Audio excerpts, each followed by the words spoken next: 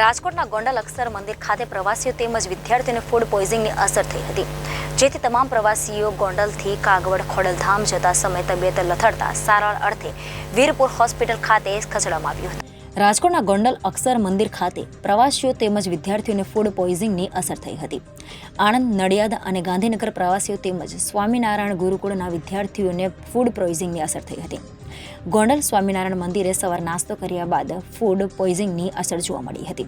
30થી વધુ વિદ્યાર્થીઓ તેમજ 30થી વધુ પ્રવાસીઓને ફૂડ પોઈઝનિંગની અસર થઈ હતી। તમામ પ્રવાસીઓને ગોંડલથી કાગવડ ખોડલધામ જતા સમય તબિયત લથડતા સારવાર અર્થે વીરપુર હોસ્પિટલ ખાતે ખસેડવામાં આવ્યું હતું, જ્યારે ગુરુકુળમાં અભ્યાસ કરતા વિદ્યાર્થીઓને ગુરુકુળ પ્રીમાઇસિસ સારવાર આપવામાં આવી રહી છે।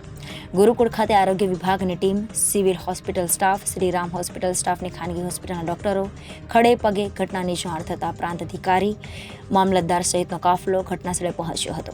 હાલ તમામ વિદ્યાર્થીઓ અને પ્રવાસીઓ તબિયત સુધારા પર સ્વામિનારાયણ ગુરુકુળ ખાતે 108 અને સિવિલ હોસ્પિટલ સહિતની એમ્બ્યુલન્સ દોડી આવી છે। જય સ્વામિનારાયણ।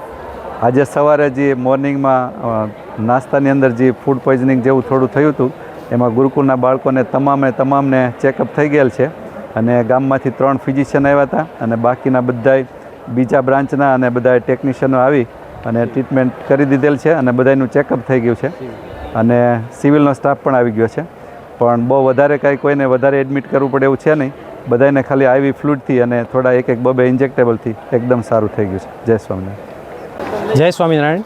DAPS સ્વામિનારાયણ ગોંડલ ગુરુકુળ ખાતે આજે સવારે નાસ્તા કર્યા બાદ ગુરુકુળના છોકરાઓને ફૂડ પોઈઝન કહેતા કે વોમિટિંગની અસર થયેલી, એમાંથી 25-30 છોકરાઓને વધારે વોમિટિંગની અસર હતી, એટલે એ લોકોને દવાઓ અને સિમ્પ્ટોમેટિક જે બાળકોને જરૂર પડી છે એ લોકોને બાટલો અથવા તો ઇન્જેક્શન દ્વારા સારવાર અપાઈ છે। હાલ તે લોકો સારવાર હેઠળ છે અને બધા સ્વસ્થ છે, એટલે દરેક વાલીઓને આ વિશે જાણ થાય તો ગભરાવાની જરૂર નથી। અત્યારે પ્રાઇવેટ ડૉક્ટરના નિષ્ણાંત ડૉક્ટરો, બાળકોના ડૉક્ટરો, ફિઝિશિયનો અને સરકારી ડૉક્ટરની ટીમ દરેક બાળકોનું ચેકઅપ માટે અહીંયા હાજર જ છે અને અત્યારે એવું કોઈ ચિંતાજનક વસ્તુ નથી। જય Swaminarayan. Bureau report Janadesh news, Rajkot.